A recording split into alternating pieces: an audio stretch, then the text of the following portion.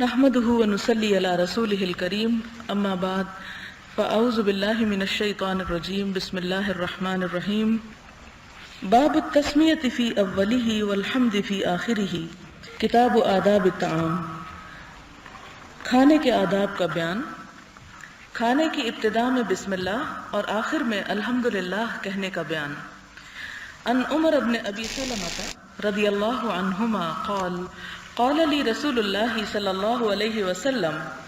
سم اللہ وکل بیمینک وکل مما یلیک متفق علیہ۔ حضرت عمر بن ابی سلمہ رضی اللہ تعالی عنہما سے روایت ہے، فرماتے ہیں کہ رسول اللہ صلی اللہ علیہ وسلم نے مجھے فرمایا بسم اللہ پڑھو، دائیں ہاتھ سے کھاؤ اور اپنے سامنے سے کھاؤ۔ یہ بخاری اور مسلم کی روایت ہے۔ یہ روایت حضرت عمر بن ابی سلمہ سے ہے۔ عمر بن ابی سلمہ حضرت ام سلمہ کے بیٹے تھے ابو سلمہ سے۔ حضرت ابو سلمہ کی وفات کے بعد حضرت ام سلمہ کا نکاح حضور صلی اللہ علیہ وسلم سے ہوا، تو ان کے جو بچے حضرت ابو سلمہ سے تھے وہ بھی آپ کے ساتھ آپ کے گھر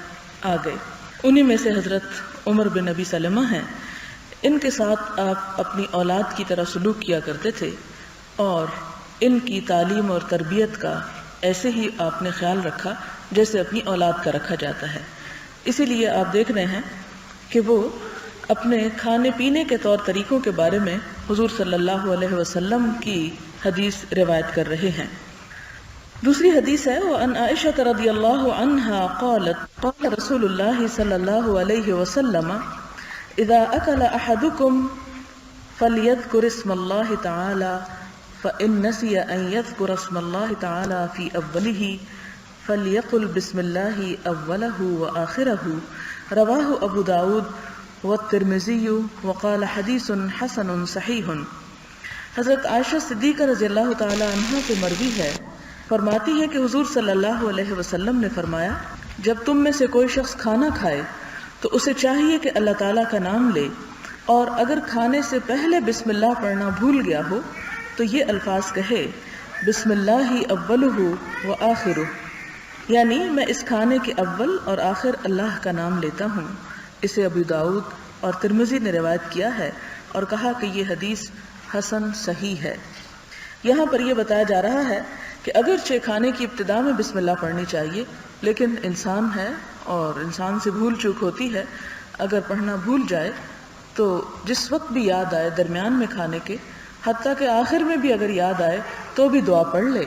اور وہ دعا کیا ہوگی؟ بسم اللہ اولہ و آخرہ، کہ شروع میں بھی اللہ ہی کا نام ہے اور آخر میں بھی اللہ ہی کا نام ہے۔ اور یہ حدیث ترمذی کی ہے اور حسن ہے، صحیح ہے۔ ایک ہی حدیث کو جب دو نام دیے گئے کہ یہ حسن ہے اور صحیح ہے، تو اس کا مطلب یہ ہے کہ ایک روایت سے، ایک چین سے اس کا درجہ حسن کا بنتا ہے، جبکہ دوسری چین آف نریشن سے اسے صحیح کا درجہ ملا ہے۔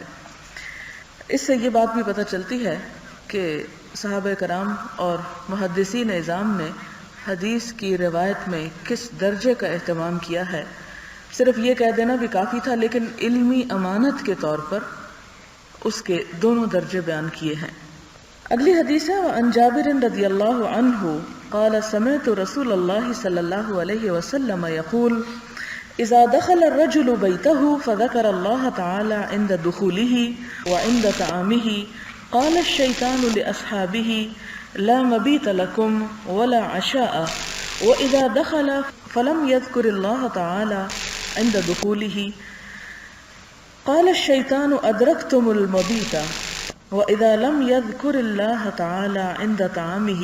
قَالَ أَدْرَكْتُمُ الْمَبِيتَ وَالْعَشَاءَ رواہ مسلم۔ حضرت جابر رضی اللہ تعالی عنہ سے مروی ہے، فرمایا میں نے حضور صلی اللہ علیہ وسلم کو یہ فرماتے ہوئے سنا ہے جب آدمی گھر میں داخل ہو اور داخل ہوتے وقت اور کھانا کھاتے وقت اللہ کا ذکر کرے تو شیطان اپنے چیلوں سے کہتا ہے یہاں تمہارے لیے نہ رات گزارنے کی جگہ ہے اور نہ رات کا کھانا ہے۔ اور جب آدمی گھر میں داخل ہو اور داخل ہوتے وقت اللہ کا ذکر نہ کرے تو شیطان کہتا ہے تمہیں رات گزارنے کے لیے جگہ مل گئی اور اگر کھانا کھاتے وقت اللہ تعالیٰ کا ذکر نہ کرے تو شیطان کہتا ہے تمہیں رات گزارنے کی جگہ بھی مل گئی اور رات کا کھانا بھی مل گیا. یعنی اس گھر میں شیطان کا راج ہوتا ہے جس میں داخل ہوتے وقت اگر اللہ کا نام نہ لیا جائے. اور اسی طرح اس کھانے میں بھی اس سے یہ تو ثابت نہیں ہو رہا اور نہ یہ کہا جا سکتا ہے کہ اگر ہم نے کھانے کے لیے دسترخوان کے اوپر 2 سالن رکھے ہوئے ہیں تو ایک غائب ہو جائے گا، یا اگر 2 روٹی رکھی ہے تو ایک غائب ہو جائے گی کیونکہ ایک شیطان لے گیا. مراد یہ ہے کہ اس کھانے کے اندر برکت ختم ہو جاتی ہے، اور برکت جب ختم ہو جاتی ہے تو انسان کھا کر بھی سیر نہیں ہوتا، اس کو تسلی نہیں ہوتی. اور اگر کھانے پر کسی طرح پیٹ بھر بھی لے تو وہ کھانا پھر اس طرح جزو بدن نہیں بنتا اور انسان کی صحت اور انسان کی اس ضرورت کو پوری نہیں کرتا جو اللہ تعالیٰ نے انسان کے لیے رزق کے اندر انسان ہی کے فائدے کے لیے رکھی ہے. لہذا دین کی بنیاد عقل پر نہیں، دین کی بنیاد 5 سینسز پر نہیں کہ جو چیز ہمیں نظر آتی ہے صرف اس کو مانا جائے اور اس پر یقین کیا جائے، بلکہ دین کی بنیاد وہی پر ہے. دنیا میں جتنے علوم ہیں ان علوم کی بنیاد انسانی عقل ہے اور وہ محدود ہے. انسان دنیا کے علوم اپنے حواس سے حاصل کرتا ہے، جبکہ دین کا علم انسان اپنی عقل یا اپنے حواس کے ذریعے حاصل نہیں کرتا، یا اس کی بنیاد انسانی تجربہ نہیں ہوتی کہ مثال کے طور پر کوئی 1000 لوگوں نے یہ تجربہ کیا اور آخر میں یہ ثابت ہوا کہ وہ کھانا جو بسم اللہ پڑھ کر کھایا گیا اس کا فائدہ یہ نکلا. کوئی اس پر ریسرچ نہیں کی گئی اور اس کے نتیجے میں یہ سب کچھ نہیں کہا جا رہا، بلکہ براہ راست ڈائریکٹ شارٹ کٹ اللہ تعالیٰ کی طرف سے انسان کے فائدے کے لیے یہ سب چیزیں بتا دی گئی. لہذا ان معاملات میں شک کرنا اور یہ سمجھنا کہ چونکہ ہماری عقل میں نہیں آ رہی بات اس لیے ہم اس کو مانتے نہیں، یہ بات ایمان کے منافی ہے. جب انسان یہ کہہ دیتا ہے کہ رضیت باللہ ربا وبالاسلام دینا وبمحمد نبیا، کہ میں اللہ تعالیٰ کے رب ہونے پر ایمان لے آیا، راضی ہو گیا، اور دین اسلام کے دین ہونے پر راضی ہو گیا، اور محمد صلی اللہ علیہ وسلم کے نبی ہونے پر راضی ہو گیا، تو پھر اس راضی ہونے کا مطلب یہ بنتا ہے کہ انسان وہاں پر جو کچھ دیکھے، جو کچھ وہاں سے پائے، اس پر ایمان لے آئے، اسے قبول کر لے، خواہ وقتی طور پر اس کی عقل اس بات کو تسلیم کرے یا نہ کرے. پھر اس کے بعد یہاں پر جیسے کھانے کی بات کے ساتھ ساتھ رات گزارنے کی جگہ شیطان کو مل گئی، تو اس کا مطلب یہ ہے شیطان کو رات گزارنے کی جگہ سے مراد یہ ہے کہ انسان مختلف طریقے سے شیطان کی زد میں ہوتا ہے، اور اس میں ایک طریقہ یہ بھی ہے کہ انسان کی نیند اور انسان کے سونے میں شیطان کی خلل اندازی اور خوابوں کی شکل میں دہشت اور خوف، یعنی اس کے مختلف مظاہر ہو سکتے ہیں. اگلی حدیث ہے وعن حذیفہ رضی اللہ عنہ قال كنا اذا حضرنا مع رسول الله صلی اللہ علیہ وسلم طعاما لم ندع ایدینا حتى يبدأ رسول الله صلی اللہ علیہ وسلم فيدع يده وإنا حضرنا معه مرة طعاما فجاءت جارية كأنها تدفع فذهبت لتدع يدها في الطعام فأخذ رسول الله صلى الله عليه وسلم عليه بيدها ثم جاء أعرابي كأنما يدفع فأخذ بيده فقال رسول الله صلى الله عليه وسلم إن الشيطان يستحل الطعام ألا يذكر اسم الله تعالى عليه وإنه جاء بهذه الجارية ليستحل بها فأخذت بيدها فجاء بهذا الأعرابي ليستحل به فأخذت بيده والذي نفسي بيده إن يده في يدي مع يديهما ثم ذكر اسم الله تعالى وأكل رواه مسلم. حضرت حذیفہ رضی اللہ تعالی عنہ سے مروی ہے، فرمایا جب ہم حضور صلی اللہ علیہ وسلم کے ساتھ کھانے میں شریک ہوتے تو ہم اپنے ہاتھ کھانے میں نہ ڈالتے جب تک کہ رسول اللہ صلی اللہ علیہ وسلم اپنا دست مبارک کھانے میں نہ ڈالتے. یعنی بہت بڑے ادب اور اخلاق کی بات سکھائی گئی کہ ایک ہی کھانے پر اگر مختلف طرح کے لوگ، مختلف درجوں کے لوگ، مختلف حیثیتوں کے لوگ شامل ہوں تو سب سے پہلے ابتدا اس کو کرنی چاہیے جو ان میں سب سے بلند مرتبہ رکھتا ہو، بلند حیثیت رکھتا ہو. تو حضور صلی اللہ علیہ وسلم صحابہ کرام کے ساتھ جب کھانا کھاتے تو سب سے پہلے آپ کھانے کی ابتدا کرتے برکت کے لیے. ایک دن ہم حضور صلی اللہ علیہ وسلم کے ساتھ کھانے میں شریک تھے کہ ایک لڑکی آئی، گویا کہ اس کو دھکیل کر لایا جا رہا ہے۔ وہ اپنا ہاتھ کھانے میں ڈالنے لگی تو آپ نے اس کا ہاتھ پکڑ لیا۔ پھر ایک اعرابی آیا، گویا اس کو بھی دھکیل کر لایا جا رہا ہے تو آپ صلی اللہ علیہ وسلم نے اس کا ہاتھ بھی پکڑ لیا۔ پھر حضور صلی اللہ علیہ وسلم نے فرمایا، اگر کھانے پر اللہ تعالیٰ کا نام نہ لیا جائے تو شیطان اس کھانے کو اپنے لیے حلال سمجھتا ہے۔ سو وہ اس لڑکی کو لے آیا تاکہ اس کے ذریعے کھانے کو حلال کرے، تو میں نے اس کے ہاتھ کو پکڑ لیا۔ پھر اس اعرابی کو لایا کہ اس کے ذریعے کھانے کو اپنے لیے حلال کرے، تو میں نے اس کا ہاتھ بھی پکڑ لیا۔ اس ذات کی قسم جس کے قبضہ قدرت میں میری جان ہے، اس شیطان کا ہاتھ بھی ان دونوں کے ہاتھوں کے ساتھ میرے ہاتھ میں ہے۔ پھر آپ نے اللہ تعالیٰ کا نام لیا اور کھانا تناول فرمایا۔ یعنی کھانے کی حرمت اور کھانے کی برکت میں سے یہ بات ہے کہ جب تک بسم اللہ نہ پڑھی جائے، اس کا ڈھکن نہ اٹھایا جائے یا اس کی ابتدا نہ کی جائے، اور کسی بھی بڑے سے ابتدا کرانے کا مطلب یہ ہے کہ وہ پراپر طریقے سے اس کا افتتاح کرے۔ اور جس طرح گھر میں والدین ہیں تو والدہ یا والد یا اسی طرح جو بھی دسترخوان پر موجود ہیں، ان میں سے کوئی ایک شخص بسم اللہ پڑھ کر اس کی ابتدا کرے۔ یہاں پر جو دو لوگوں کا ذکر ہے، ایک چھوٹی بچی کا کہ جو یکایک کھانے کی طرف آ رہی تھی تاکہ کھانے میں سے کچھ اٹھا لے، آپ نے اس کو روک دیا، اور اسی طرح ایک عرابی کہتے ہیں بدو دیہاتی شخص کو۔ آپ صلی اللہ علیہ وسلم صحابہ کرام کے ساتھ بیٹھے تھے تو وہ بھی اچانک اس طرح آیا کہ گویا بغیر پوچھے کھانے میں ہاتھ ڈال دے گا، تو آپ نے فرمایا کہ یہ دراصل شیطان ہے جو ان کو لے آیا ہے۔ یعنی ناسمجھ ہے، بچی ہے تو وہ بھی ناسمجھ ہے، اس کو بھی نہیں پتا کہ ابتدا کیسا کرنی ہے۔ اور اسی طرح یہ بدو ہے، عرابی ہے، دیہاتی ہے، تو ان کے ہاں بھی کوئی تہذیب اور سلیقہ نہیں تھا، اور انہیں کسی سے پوچھنے کی بھی ضرورت نہیں ہوتی تھی، اور بغیر پوچھے وہ شریک ہو جایا کرتے تھے۔ لہٰذا آپ نے فرمایا کہ یہ شیطان جو ہے ان دونوں کو لے آیا۔ لے آئے سے مراد یہ ہے کہ ان کے پیچھے، ان کے دل میں اس نے وسوسہ ڈالا، ان کے دل میں خیال ڈالا، اور انہیں اس چیز کی طرف توجہ دلائی، اور پھر وہ اس کھانے میں بغیر بسم اللہ کے شریک ہونے لگے۔ تو آپ نے جب تک بسم اللہ پڑھی نہیں گئی، آپ نے ان کا ہاتھ روکے رکھا کہ وہ ایسا نہ کرے۔ اس سے ایک بات ہمیں یہ پتہ چلتی ہے کہ جیسے ایک کھانے میں بڑے لوگ بھی شامل ہیں، بچے بھی شامل ہیں، تو بچوں کو کھانے میں بغیر اجازت یا بغیر اس کی ابتدا کی ہاتھ نہیں ڈالنے دینا چاہیے۔ اس سے کھانے کے اندر بے برکتی ہوتی ہے اور تہذیب کے بھی، اس سلیقے کے بھی خلاف ہے کہ اگر بچے کو بھی مائیں پہلے کھلانا چاہتی ہیں تو اس میں بھی یہ ہے کہ ماں خود ڈھکن اٹھائے، بسم اللہ پڑھے، اور پھر اس کے بعد بچے کو دے سکتی ہے۔ یعنی بچے کو سرو تو پہلے کیا جا سکتا ہے، لیکن وہ خود سے اپنے طور پر اس کی ابتدا نہیں کر سکتا، کیونکہ وہ ناسمجھ ہے اور وہ اس موقع پر پراپر طریقے سے بسم اللہ نہیں پڑھ سکتا۔ تو یہ آپ اس سے آپ اندازہ لگائیں کہ یہ زندگی کی چھوٹی چھوٹی باتیں ہیں جن سے ایک پوری زندگی کا ایک نقشہ بنتا ہے۔ یہ اسلامی تہذیب اور اخلاق ہے، یہ اسلام کا تمدن ہے، رہن سہن کا طریقہ ہے، جس میں ہر چیز میں، ایون کھانے میں بھی اللہ تعالیٰ کا نام جو ہے وہ شامل ہے، کیونکہ اسلام جو ہے پیس، سکون اور اطمینان کا نام ہے۔ جب انسان کھانے سے پہلے بھی اللہ کا نام لیتا ہے تو دل میں ایک خاص قسم کو سکون انسان کو ملتا ہے، انسان اس اللہ کے نام سے، اس ذکر سے متاثر ہوتا ہے، پھر اطمینان سے کھانا کھاتا ہے۔ جب اللہ کا نام لیے بغیر صرف اٹھا کے کھا لیا جائے تو وہ کھانے کے اندر وہ اطمینان شامل نہیں ہوتا، جس کی وجہ سے وہ کھانا اپنا پورا اثر نہیں رکھتا۔ پھر اس کے بعد آپ نے فرمایا کہ خدا کی قسم جس کے ہاتھ میں میری جان ہے، اس شیطان کا ہاتھ بھی ان دونوں ہاتھوں کے ساتھ میرے ہاتھ میں ہے۔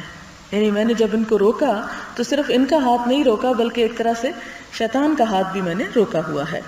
پھر آپ نے اللہ تعالیٰ کا نام لیا اور کھانا تناول فرمایا۔ وعن أمية بن مخشي الصحابي رضي الله عنه قال كان رسول الله صلى الله عليه وسلم جالسا ورجل يأكل فلم يسم الله حتى لم يبق من طعامه إلا لقمة فلما رفعها إلى فيه قال بسم الله أوله وآخره فضحك النبي صلى الله عليه وسلم ثم قال ما زال الشيطان يأكل معه فلما ذكر اسم الله استقاء ما فی بطنہ رواہ ابو داود والنسائی۔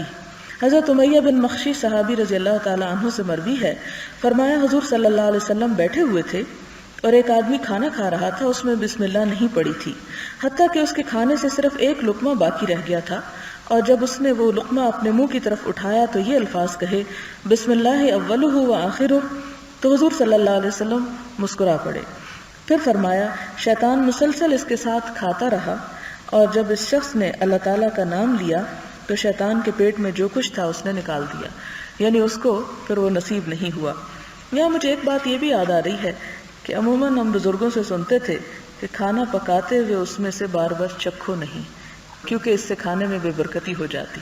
تو عموماً اس طرح کی باتوں کو بڑوں کی یہ سوچ کے مذاق اڑایا جاتا ہے کہ یہ تو ایک پرانا فیشن ہے اور ایک یہ ٹریڈیشن کی بات ہے،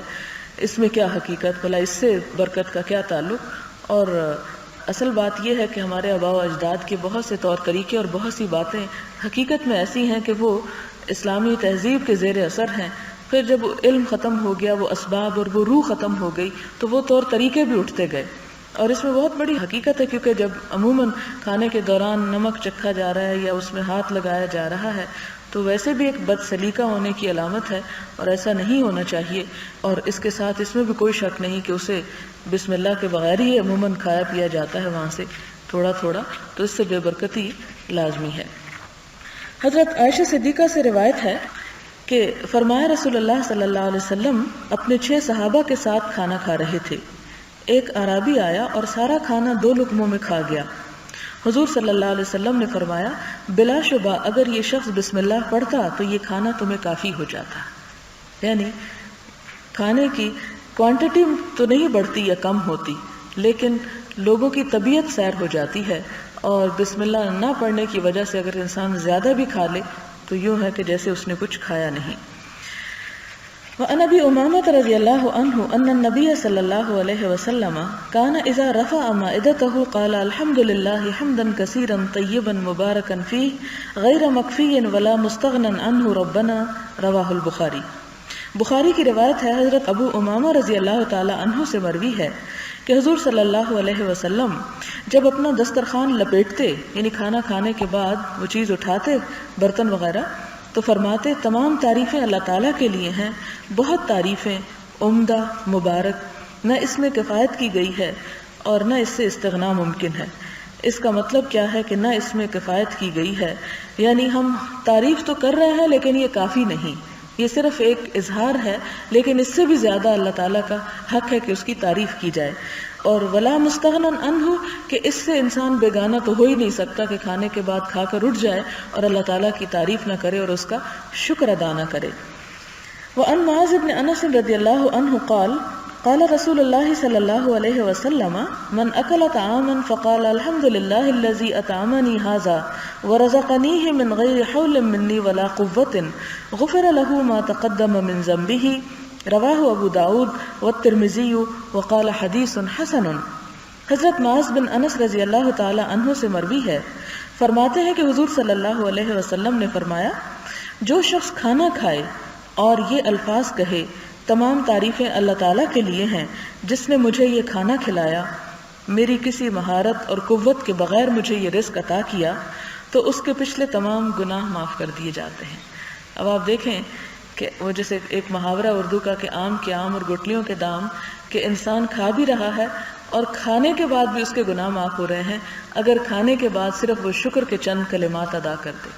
اس سے یہ پتہ چلتا ہے کہ اللہ تعالیٰ کو دراصل ہماری عبادتوں کی ضرورت نہیں، اسے یہ دیکھنا ہے کہ ہمارا دل کتنا اس کی طرف لگا ہوا ہے اور کتنا شکر گزار ہے، اور اس کا یہ وعدہ ہے لَإِن شَكَرْتُمْ لَأَزِيدَنَّكُمْ، اگر تم شکر ادا کرو گے تو میں تمہیں اور بھی زیادہ عطا کروں گا۔ بعض لوگ کہتے ہیں کہ جی اللہ تعالیٰ کا وعدہ تو ہے کہ شکر ادا کرو گے تو زیادہ عطا کروں گا، لیکن ہم دیکھتے ہیں کہ دنیا میں تو کچھ بھی نہیں بڑھتا نظر آتا۔ تو بات یہ ہے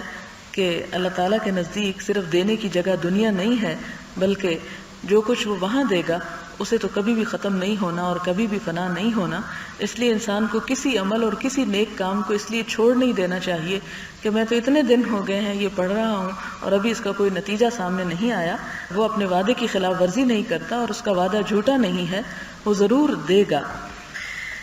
اگلا باب ہے باب لا یعیب الطعام و استحباب مدحہ، کھانے میں عیب نہ نکالنے اور اس کی تعریف کرنے کے مستحب ہونے کا بیان۔ یعنی کھانا کھاتے ہوئے اس کے نقص نہیں نکالنے چاہیے، اگر نہ بھی پسند آئے تو اس کو برا بھلا نہیں کہنا چاہیے۔ یہ ایک اسلامی اخلاق کا تقاضا ہے۔ عن ابی ہریرہ رضی اللہ عنہ قال ما آب رسول اللہ صلی اللہ علیہ وسلم طعاما قط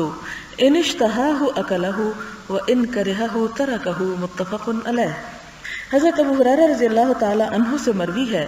فرمایا حضور صلی اللہ علیہ وسلم نے کبھی کھانے میں عیب نہیں نکالا، اگر پسند فرماتے تو کھا لیتے، اگر ناپسند فرماتے تو چھوڑ دیتے، یعنی صرف چھوڑ دینا چاہیے، اس پہ ناک منہ نہیں چڑھانے چاہیے، اس پر باتیں نہیں بنانی چاہیے، کیونکہ وہ بھی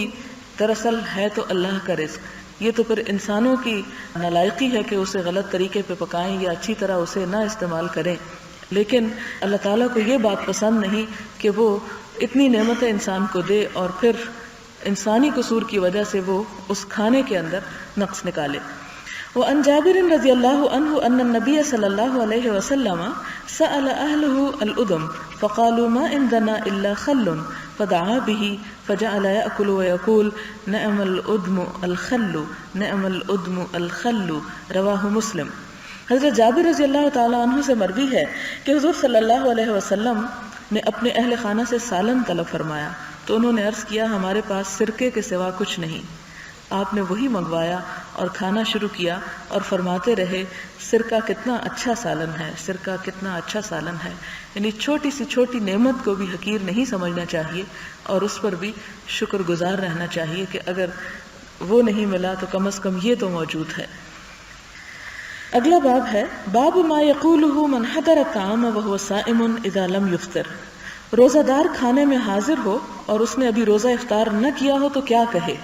یعنی بہت سے لوگ کھانا کھا رہے ہیں، اتنے میں ایک ایسا شخص آ جاتا ہے کہ جس کا روزہ ہے،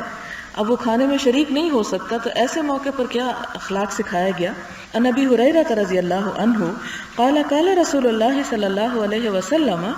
اذا دعی احدکم فلیجب فان کان صائما فلیصلی وان کان مفطرا فلیطعم، رواہ مسلم۔ حضرت ابو ہریرہ رضی اللہ عنہ سے مروی ہے، فرماتے ہیں حضور صلی اللہ علیہ وسلم نے فرمایا جب تم میں سے کسی کو دعوت دی جائے تو اسے چاہیے کہ دعوت قبول کرے، اگر روزہ دار ہو تو دعا کرے اور اگر روزے سے نہ ہو تو کھانا کھا لے، یعنی بلانے والے کے حق میں دعا کر لے اگر کھا نہیں سکتا، کیونکہ بلانے والا آخر اپنی محبت اور شوق سے بلاتا ہے اور بلانے والے کی خوشی اسی میں ہوتی ہے کہ جس کو بلایا جا رہا ہے وہ آ کر کھا لے، لیکن اگر وہ نہیں آ سکتا، دوسرے کو اس طرح خوش نہیں کر سکتا، فرمایا کہ اس موقع پر کم از کم دعا ضرور دے، یعنی اس کے لیے دعا کر دینی چاہیے، اس سے اس کی خوشی پوری ہو جائے گی۔ اگلا باب ہے باب ما یقولہ من دعی الی طعام فتبعہ غیرہ، جس شخص کو کھانے کی دعوت دی جائے اور دوسرا شخص بھی اس کے ساتھ چل دے تو وہ کیا کہے، یعنی ایک شخص کو تو بلایا گیا اور ایک اور اس کے ساتھ چل پڑا تو اب کیا کیا جائے۔ عن ابی مسعود البدری رضی اللہ عنہ قال دعا رجل النبی صلی اللہ علیہ وسلم لطعام صنعہ له خامس خمسة فتبعهم رجل فلما بلغ الباب قال له النبي صلی اللہ علیہ وسلم ان هذا تبعنا فان شئت ان تأذن وان شئت رجع قال بل آذن له یا رسول اللہ صلی اللہ علیہ وسلم۔ حضرت ابو مسعود البدری رضی اللہ عنہ سے روایت ہے، فرمایا ایک آدمی نے حضور صلی اللہ علیہ وسلم کو کھانے کی دعوت دی تھی جس میں آپ 5ویں تھے، یعنی 5 لوگ تھے، ایک اور آدمی بھی ان کے پیچھے چل دیا۔ جب اس شخص کے دروازے پر پہنچے تو آپ صلی اللہ علیہ وسلم نے اس سے فرمایا یہ شخص ہمارے پیچھے آ گیا ہے، اگر تم چاہو تو اس کو اجازت دے دو اور چاہو تو یہ واپس چلا جائے گا۔ اس نے عرض کیا یا رسول اللہ صلی اللہ علیہ وسلم میں اس کو اجازت دیتا ہوں، یعنی بغیر اجازت کے کسی کے کھانے میں شریک نہیں ہونا چاہیے، اور آپ اپنے حد تک تو یہ کنٹرول کر سکتے ہیں کہ بن بلائے مہمان نہ بنے، لیکن اگر آپ کو تو بلایا گیا ہے مگر آپ کے ساتھ کوئی اور شخص ہے اور وہ بھی ساتھ چل پڑا اور اسے نہیں بلایا گیا تو پھر اسے بغیر گھر والے کے پوچھے گھر میں داخل نہیں کرنا چاہیے۔ جو بھی دعوت کرنے والا ہے اس کی اجازت سے اس کو لے کے جانا چاہیے، کیونکہ اگر نہیں پوچھے گا تو سارا وقت ایک گلٹی کانشیس رہے گا کہ میں نے ایک غلط کام کیا، اور شاید جو میزبان ہے اس کی نظروں میں بھی شرمندہ رہے، اور پھر اگر اس شخص کو کہے اپنی طرف سے کہ تم چلے جاؤ تو یہ بھی ایک بد اخلاقی ہے۔ تو ایسی سچویشن میں جب انسان بیچ میں پکڑا جائے تو اس کے لیے ایک وے آؤٹ بتایا گیا کہ اس صورت میں جس نے بلایا ہے اس سے اجازت طلب کر لی جائے، اگر وہ خوشی سے اجازت دے تو لے جائے، نہیں تو معاملہ اس پہ ڈال دیا جائے بھی میں تو تیار ہوں لیکن وہ تمہیں نہیں بلانا چاہتا اس لیے معذرت خواہ ہوں. تو اس طرح معاملہ جو ہے وہ خوش اسلوبی سے ٹل سکتا ہے. اگلا باب ہے باب الاکل مما یلیہ ووعظہ وتأدیبہ من یسیء اکلہ. اپنے سامنے سے کھانے اور جو صحیح طریقے سے نہ کھائے اسے تنبیہ اور تلقین کرنے کا بیان. عن عمر بن ابی سلمۃ رضی اللہ عنہما قال كنت غلاما في حجر رسول الله صلى الله عليه وسلم وكانت يدي تطيش في الصحفة فقال لي رسول الله صلى الله عليه وسلم يا غلام سم الله وكل بيمينك وكل مما يليك. متفق علیہ. حضرت عمر بن ابی سلمہ رضی اللہ تعالی عنہ سے مروی ہے، فرمایا میں بچہ تھا اور حضور صلی اللہ علیہ وسلم کے زیر کفالت تھا. یہ وہی عمر بن ابی سلمہ جن کا پیچھے ذکر گزرا. میرا ہاتھ کھانے کے برتن میں گردش کرتا رہتا تھا، یعنی جیسے بچوں کی عادت ہوتی ہے کبھی سامنے سے کھا کبھی ادھر سے کبھی ادھر سے، تو سارے برتن میں گھومتا رہتا. تو آپ صلی اللہ علیہ وسلم نے مجھے فرمایا اے بچے بسم اللہ پڑھو، دائیں ہاتھ سے کھاؤ اور اپنے سامنے سے کھاؤ. یعنی ایک بہترین اخلاق سکھایا گیا. یعنی کھانا کھانے کے لیے 3 بنیادی باتیں بتائی گئی. نمبر 1 بسم اللہ پڑھی جائے، نمبر 2 دائیں ہاتھ سے کھایا جائے، اور نمبر 3 یہ کہ پلیٹ میں اپنے سامنے سے کھایا جائے. اور خاص طور پر اگر ایک ایسا کھانا ہو کہ جو سب کے ساتھ کمبائن ہو تو اس میں دوسرے کے آگے سے پڑی ہوئی چیز اٹھانے کی بجائے جو اپنے قریب تر چیز ہے اس ڈش میں سے وہ اٹھائی جائے. اور یہ نہیں کہ ایک ڈش اٹھا کے اس سارے کو الٹ پلٹ کر کے اپنی مرضی کی چیز بیچ میں سے نکال کے اور باقی جیسے ایک بچی کچی چیز چھوڑی جاتی ہے، اس طرح نہیں چھوڑنا چاہیے. یہ ایک طرح کی بد اخلاقی ہے. اگلی حدیث ہے وعن سلمة بن الأكوع رضي الله عنه أن رجلا أكل عند رسول الله صلى الله عليه وسلم بشماله فقال كل بيمينك قال لا أستطيع قال لا استطعت ما منعه إلا الكبر فما رفعها إلى فيه رواه مسلم. حضرت سلمہ بن اکوع رضی اللہ تعالی عنہ سے مروی ہے کہ ایک آدمی نے حضور صلی اللہ علیہ وسلم کے سامنے بائیں ہاتھ سے کھانا کھایا تو آپ نے فرمایا دائیں ہاتھ سے کھاؤ. اس نے کہا میں دائیں ہاتھ سے نہیں کھا سکتا. آپ نے فرمایا تجھے توفیق نہ ہو، یعنی ایک طرح سے ناراض ہوئے. اس نے صرف تکبر کی وجہ سے دائیں ہاتھ سے کھانے سے انکار کیا تھا. یعنی یہ نہیں تھا کہ وہ واقعی نہیں کھا سکتا تھا، صرف ایک ضد کی وجہ سے. اور کیا ہوا آپ کے اس قول کی وجہ سے اس کا دایاں ہاتھ پھر کبھی منہ کی طرف نہ اٹھ سکا. یعنی ایک ایسی تکلیف اس کو ہوئی کہ جس کی وجہ سے وہ دایاں ہاتھ اوپر لے جا ہی نہیں سکتا تھا. یہ تو ظاہر ہے کہ آپ کے سامنے کیونکہ کسی بھی مسلمان کو یہ حق حاصل نہیں کہ جب اللہ کے رسول صلی اللہ علیہ وسلم اس کو کوئی حکم دے تو وہ پھر اپنی مرضی وہاں پر جتائے. یعنی براہ راست جو لوگ آپ کے سامنے تھے وہ تو کسی صورت میں بھی آپ کی نافرمانی نہیں کر سکتے تھے، اور یہ معجزے انہیں اس لیے دکھائے گئے کہ دوسرے لوگوں کے لیے بھی ایک طرح سے عبرت ہو. اس سے یہ نہیں کہ ہم تو بائیں سے کھا لیتے ہیں اور ہمیں تو کچھ بھی نقصان نہیں ہوتا، یہ نہیں سوچنا چاہیے. اس میں دیکھنا یہ چاہیے کہ ہم سب یہ چاہتے ہیں کہ اللہ کے رسول صلی اللہ علیہ وسلم ہمارے لیے شفاعت کریں، ہم سے محبت کریں، ہمیں اپنے دامن رحمت میں پناہ دیں. اور اگر ہماری یہی خواہش ہے تو پھر ہمیں بھی کوشش کرنی چاہیے کہ ہم آپ کے احکامات کو ٹالیں نہیں اور جو آپ نے فرمایا اس کو حد الوسع پورا کرنے کی کوشش کریں. محبت کا دراصل تقاضا یہی ہے. آگے ہے باب النہی عن القران بین تمرتین ونحوہما اذا اکل جماعۃ الا باذن رفقتہ. جب جماعت کے ساتھ مل کر کھانا کھا رہا ہو، یعنی بہت سے لوگ اکٹھے کھانا کھا رہے ہوں، تو دوسرے دوستوں کی اجازت کے بغیر اکٹھی 2 کھجوریں اور اسی طرح کی دوسری چیزیں کھانا منع ہے. یعنی 2 کر کے چیز نہیں کھانی چاہیے اس ڈر سے کہ وہ دوسرے کھا جائیں گے تو میں جلدی کھا لوں. اس بد اخلاقی سے بھی منع کیا گیا ہے. ان جبلۃ ابن سہیم قال اصابنا عام سنة مع ابن الزبیر فرزقنا تمرا وكان عبد الله بن عمر رضی اللہ عنہما يمر بنا ونحن نأكل فيقول لا تقارنوا فإن النبي صلى الله عليه وسلم نهى عن القران ثم يقول الا ان يستأذن الرجل اخاه. حضرت جبلہ بن سہیم سے مروی ہے، فرمایا ہمیں حضرت عبداللہ بن زبیر کی معیت میں قحط سالی کا سامنا کرنا پڑا. یعنی قحط کا زمانہ تھا، ہمیں کھجوریں دی گئیں، ہم کھا رہے ہوتے تو حضرت عبداللہ بن عمر ہمارے پاس سے گزرتے اور فرماتے 2 کھجوریں ملا کر نہ کھاؤ، کیونکہ آپ صلی اللہ علیہ وسلم نے کھجوریں ملا کر کھانے سے منع فرمایا، یعنی اکٹھی 2 منہ میں ڈالنے سے منع فرمایا ہے. پھر فرماتے ہاں مگر اس صورت میں کہ کسی شخص کو اس کا دوسرا بھائی اس کی اجازت دے دے. یعنی ایک شخص کی تسلی نہیں ہوتی جب تک 2 یا 3 اکٹھی نہ کھائے، تو ایسی صورت میں اسے دوسروں سے پھر اجازت دینی چاہیے، پوچھ کر کھانا چاہیے. باب ما یقول و یفعلہ من یأکل ولا یشبع. جو شخص کھانا کھائے اور اس کا پیٹ نہ بھرے وہ کیا کہے اور کیا کرے. یعنی اگر کھائے اور اس کی تسکین نہ ہو، تسلی نہ ہو، تو ایسے موقع پہ کیا کرنا چاہیے. ان وحشی بن حرب رضی اللہ عنہ ان اصحاب رسول اللہ صلی اللہ علیہ وسلم قالوا یا رسول اللہ انا نأکل ولا نشبع قال فلعلکم تفترقون قالوا نعم قال فاجتمعوا على طعامکم واذکروا اسم اللہ یبارک لکم فیہ. حضرت وحشی بن حرب رضی اللہ تعالی عنہ سے روایت ہے کہ صحابہ کرام رضوان اللہ علیہم اجمعین نے عرض کیا یا رسول اللہ صلی اللہ علیہ وسلم ہم کھاتے ہیں اور سیر نہیں ہوتے، یعنی پیٹ نہیں بھرتا. آپ نے فرمایا شاید تم علیحدہ علیحدہ کھانا کھاتے ہو. انہوں نے عرض کیا ہاں یا رسول اللہ. فرمایا اکٹھے کھانا کھایا کرو اور بسم اللہ پڑھا کرو، اس میں تمہارے لیے برکت ہوگی. اور یہ ایک بہت بڑی حقیقت ہے اور اس کی ایک خاص نفسیاتی وجہ بھی ہے کہ جب ایک انسان دوسرے لوگوں کے ساتھ بیٹھ کر کھاتا ہے تو اسے ایک جذباتی تسکین بھی ملتی ہے. یعنی صرف کھا نہیں رہا ہوتا بلکہ ان کی کمپنی کو انجوائے بھی کر رہا ہوتا ہے اور اس سے بھی انسان کی سیٹسفیکشن ہوتی ہے. دوسری بات یہ کہ جب انسان اکیلے کھاتا ہے تو صرف کھاتا ہی چلا جاتا ہے. جب دوسرے لوگ ساتھ بیٹھے ہوتے ہیں تو پھر کچھ گفتگو بھی ہو رہی ہوتی ہے اور اس میں انسان تھوڑا تھوڑا کھا رہا ہوتا ہے. اور آپ دیکھیں کہ اگر کھانے کے درمیان تھوڑا تھوڑا وقفہ آئے تو ویسے ہی بھوک ختم ہونے لگتی ہے اور پیٹ بھرا ہوا محسوس ہونے لگتا ہے، جبکہ اکیلے میں یہ بات نہیں ہوتی.